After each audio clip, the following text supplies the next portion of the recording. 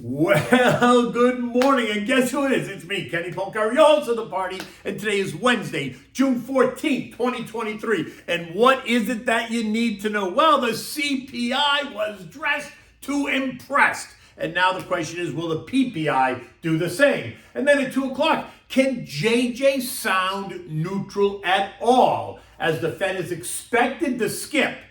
But the question is, will they skip again in July? Pay attention to the language. Read between the lines. And what we have for dinner tonight, we're having the lemon walnut chicken cutlets. Delicious and so easy to make, and it will become a new family favorite. Okay, so the results are in. The CPI continues to decline, and investors and traders and algos loved it.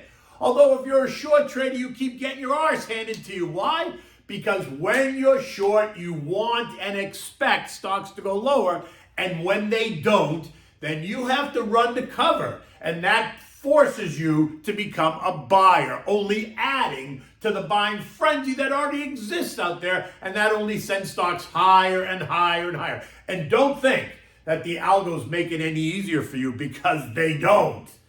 Right? They end up causing you more pain. But that's a whole other story, and we can talk about that at any other time you want. Okay, so stocks continue to climb and climb as if trees can grow to the sky as the data improves. Inflation is now 60% of what it was in July of 2022, when it ticked as high as 9.1% on the CPI. We saw gains across every sector except utilities, if you call a 0.02% decline any kind of a sell-off. Industrials and basic materials helped to light the place on fire. All of this ahead of today's PPI report and the FOMC announcement only hours from now. By the closing bell, the Dow is up another 145 points, or 4/10. The S&P up 30 points, or 0.7%. The Nasdaq up a whopping 111 points, or 0.8. The Russell, those are the SMIDs, right, up 28 points, or 1.2%, while the transports gained 143 points, or 1%. So when the data suggests that the Fed may have figured it out and done the right thing, algos go into a buying frenzy, while investors who have been sitting this out as they waited for the Mikey Wilson pullback, think S&P 3000, as they now put more money to work, because that's clearly not happening, which is what happened yesterday and the day before and the days before that. In fact, the algos and investors have been so enamored with the Fed and the improving inflation data that they've been buying into this market for weeks and months now. I mean, just look at the charts. All they do is go up in a straight line. They're up and up and up, and they're up some more, and they're up some more after that. The VIX remains near historic lows, only adding to that excitement, as that suggests that there's little to no fear by investors. By the way, which is in itself a contraindicator, so beware of that, right? Now, top-line CPI yesterday showed that year-over-year inflation rates were up 4%. That's down from 4.9% last month and below the estimate. And by the way, the last time top-line inflation was at 4% was in May of 21, 2 years ago, on its way to tick to 9.4% by July of 2022. Now, CPI ex-food and energy, though, came in at plus 5.3%, which was above the expectation just a little bit, but below the prior read of 5.5%. That also suggests that inflation is subsiding and trending lower, but it still exists. Maybe even a bit stronger than JJ would like, but the trend is your friend, apparently, and the trend is lower. So now we're at a crossroads, right? Will the CPI data and today's PPI data cause JJ to become more neutral? Not hawkish, not dovish, just neutral, which would suggest a hold on rates rather than any speculation of future hikes or future cuts. For me, that's the goal. You want to get to a place where the Fed has got monetary policy to equilibrium, where the pendulum has swung to the left and then to the right and is now in the center, is what we call normal.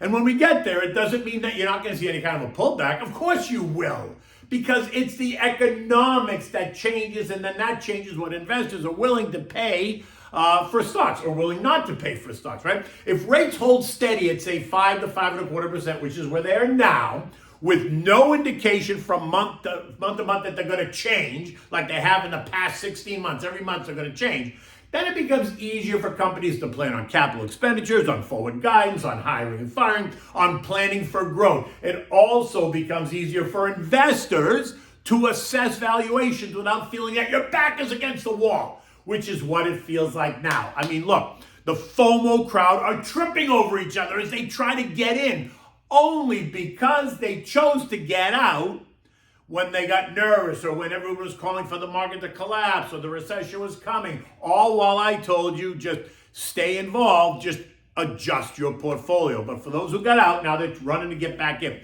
Now, on a day like yesterday, that's exactly what it felt like, because while the data was better, it wasn't so good that the reaction should have taken stocks higher the way they did, right? I mean, the S&P is now up 8% from the last FOMC meeting, which is in May, 5 weeks ago, taking the S&P up 13% year to date. The Nasdaq's up 14% during that same time, taking it up 30% year to date. But inflation isn't dead yet. The CPI ex-food and energy is still running at 5.3%. That's 3.3% above the target.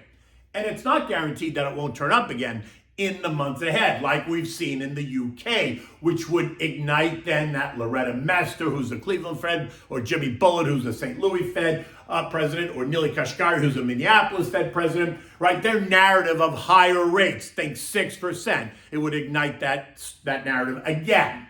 Now, I'm not saying that I'm unhappy. Quite the contrary. I'm invested and I've been invested. I don't try to pick tops and bottoms with my long-term account, nor should you.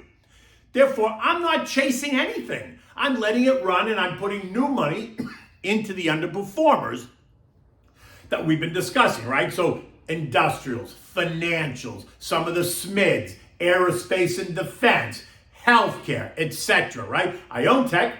I'm not missing out. I have no intention of buying more up here as it feels just a bit stretched. And I'm okay with that, right? In fact, you could consider maybe peeling a little bit off and maintaining a core position if you want. But otherwise, you hold it and you just add to new money to the underperforming sectors. The big news today, besides the FOMC announcement at 2 p.m., is the 8:30 PPI, Producer Price Index report, and that's going to deal with inflation at the producer level. And this is important. Why?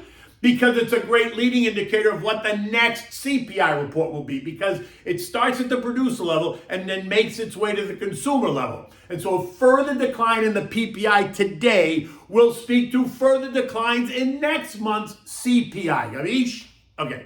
The key number today to watch is PPI ex food and energy year over year, and that's expected to be plus 2.9%. That's down from 3.2% last month, and it's down from 11.3% last July, just so you put it in perspective. Now, if that's the case, then I would say the chances are even better that we'll see CPI next month come in sub 5%.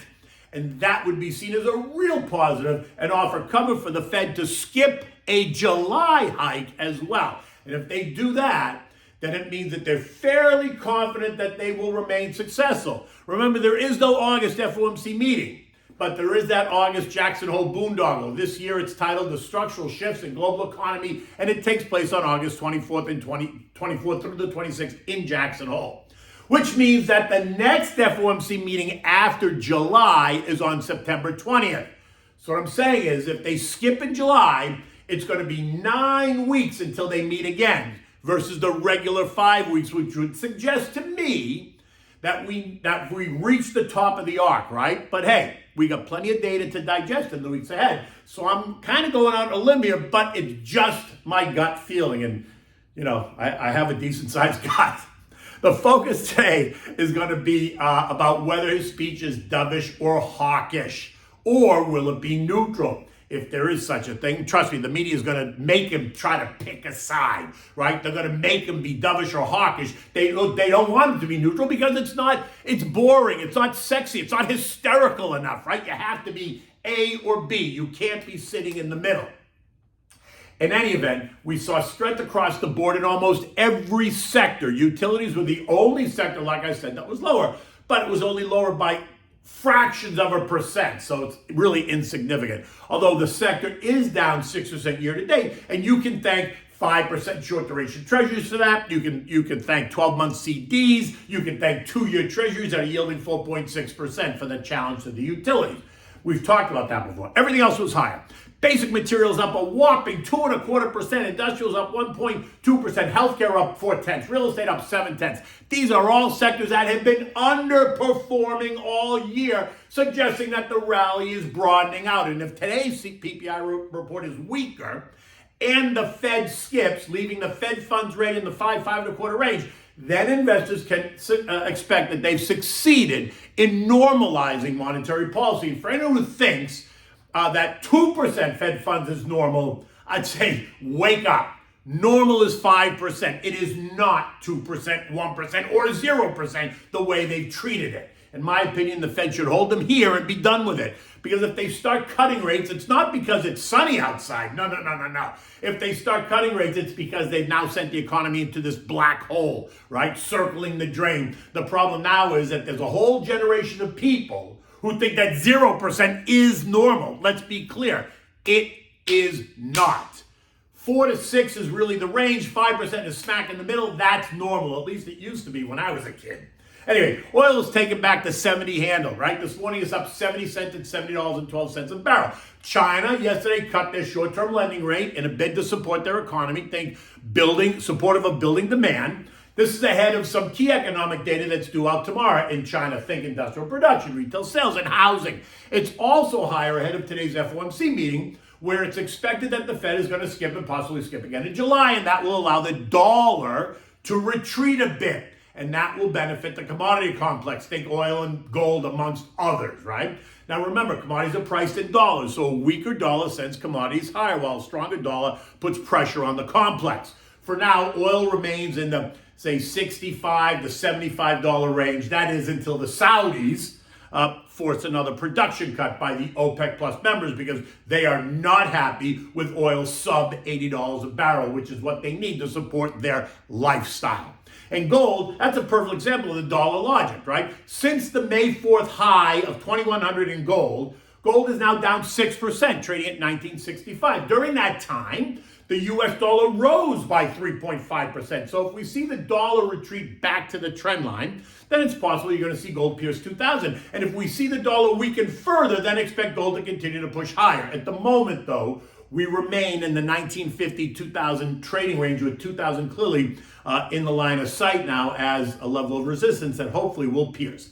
U.S. futures this morning are mixed. Dow down 50 points. The S&P's up 6. The Nasdaq's up 30. The Russell's up 4.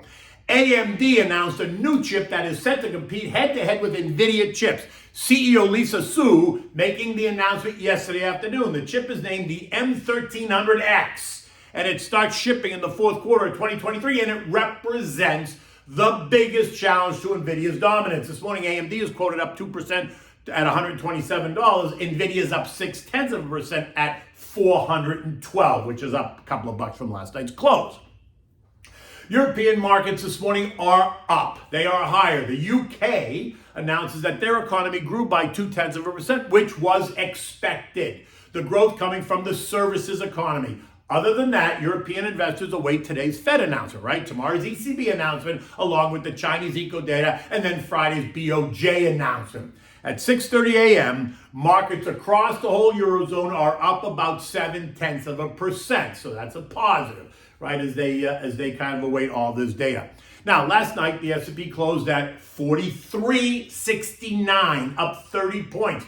Moving further into the century and now closer to the next century of 4,400 rather than the current century, right? Yesterday's data is still settling in as markets await today's data. But look, while it's all very exciting, does it guarantee a continued push higher? No, it does not.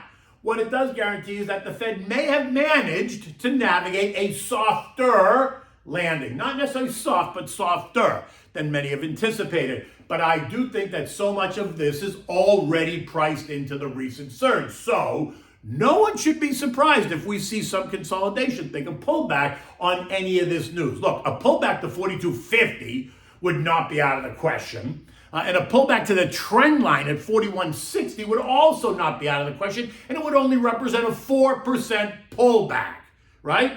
The upside? Well, make it up, because the way it's going, it feels like trees can grow to the sky. Now, remember the news. Stick to the plan. dollar cost average into it. Maybe you're going to keep a core position and tweak some of the names that have outperformed. That's your call. Build out the defensive part of your portfolio. Do not keep chasing tech names that are way overdone, in my opinion. If you're nervous about a decline, then use those other contra trades as protection, right? PSH and PSQ, the dog and the VIXI. Because those will all help offset a decline in your long portfolio, because they will go up in value as the market declines. So we can talk about that at any time. Give me a buzz. Happy to do that. Okay, what do we have for dinner tonight? So this is another chicken cutlet recipe, but this is in a lemon walnut sauce, which is, a sauce of the gods. Okay, so for this you need the boneless chicken breast, preferably thin sliced, right? If not, pound them so they're thin. You need flour, olive oil, right? You can also use butter. I use butter. Fresh chopped parsley, lemon zest, fresh lemon juice. You need walnuts, diced onion, and chicken broth. Begin by dredging the cutlets in the seasoned flour, right? So you're taking the flour with salt and pepper. Shake the excess off, set them aside. In a large frying pan, you're going to heat up some olive oil along with some butter, or butter with some olive oil, and saute the diced onion until soft. Maybe it's 8 to 10 minutes. You don't want them to burn, just get them to be soft. Now remove the onions and set them aside. Add a little bit more butter to the pan, let it melt, and then add the chicken breasts and brown it on both sides, right? So make sure they're brown out. Make 3 or 4 minutes per side. While browning, you're going to chop the walnuts, put them in a food processor and just whip them around. Mix that with the chopped parsley and the lemon zest. Now, don't do too much. You just want enough to get the flavor, but not too much it's overpowering. And if you're unsure, always add less, because then you can always add more to adjust. When the cutlets are browned on both sides, add the chicken broth, just enough to bathe them. Do not drown them. Add the onions back and about a tablespoon of fresh lemon juice. Cover, put it on simmer, and let it simmer for 3 or 4 minutes. Now, when it's done, remove the chicken. Set it on a warm serving platter, leaving the juice in the pan. Turn the heat up to medium high and add the walnuts and the parsley and the zest to the pan. Allow the juice to thicken a bit. Should be no more than 3 or 4 minutes max. Now then, pour the sauce over the cutlets and serve those with roasted potatoes and maybe sauteed spinach and a large mixed green salad dressed in your favorite sauce, whether it's a red wine vinaigrette, a champagne vinaigrette. Maybe you just do what I like, which is lemon and olive oil seasoned with salt and pepper, and a little bit of oregano is always a safety bet. For the South. Enjoy this with your favorite beverage. It can be a light red, it can be a white, it can be a rosé because it's summertime now. And if not, it can be, a glass of water. Don't drink milk with this dish. It won't work, right? In any event, look, it's Wednesday. It is a beautiful day outside. It's going to be warm, but it is going to be humid, and we're probably going to get a rain shower midday for 15 minutes, which will only make it steamier as the afternoon continues. In any event, until tomorrow, take good care.